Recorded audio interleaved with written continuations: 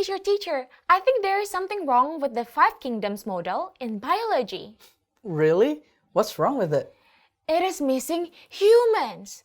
The Five Kingdoms are fungi, plants, animals, prokaryote or bacteria, and protoctists. So, see?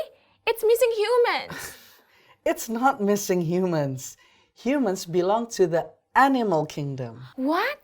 Humans belong to the animal kingdom? But we are not animals.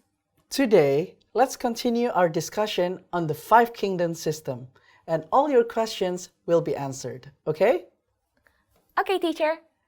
There are 5 kingdoms of life, and each kingdom has unique characteristics. Let's start with the animal kingdom. Okay. All members of the animal kingdom have these 4 essential characteristics. So that means humans have these 4 characteristics. What are they? First, the cells in an animal have no rigid cell wall surrounding the cell membrane, and most cells in an animal have a nucleus.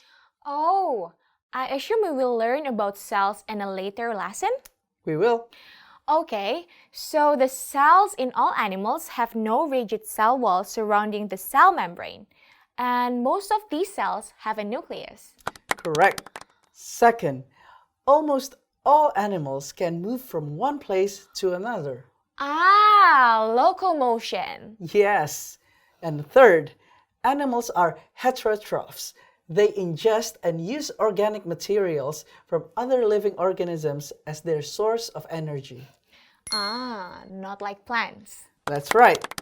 Fourth, most animals reproduce sexually using specialized reproductive cells called gametes, which is the sperm and the egg. But some animals do reproduce asexually. Asexual reproduction is a type of reproduction by which offspring arise from a single parent only. Correct? That's right. Okay, so how do we further classify the animals? Basically, we divide the animals into 2 main groups, the vertebrates, those who possess a vertebral column, and the invertebrates, those without a vertebral column. So humans are vertebrates, while earthworms are invertebrates? That's right.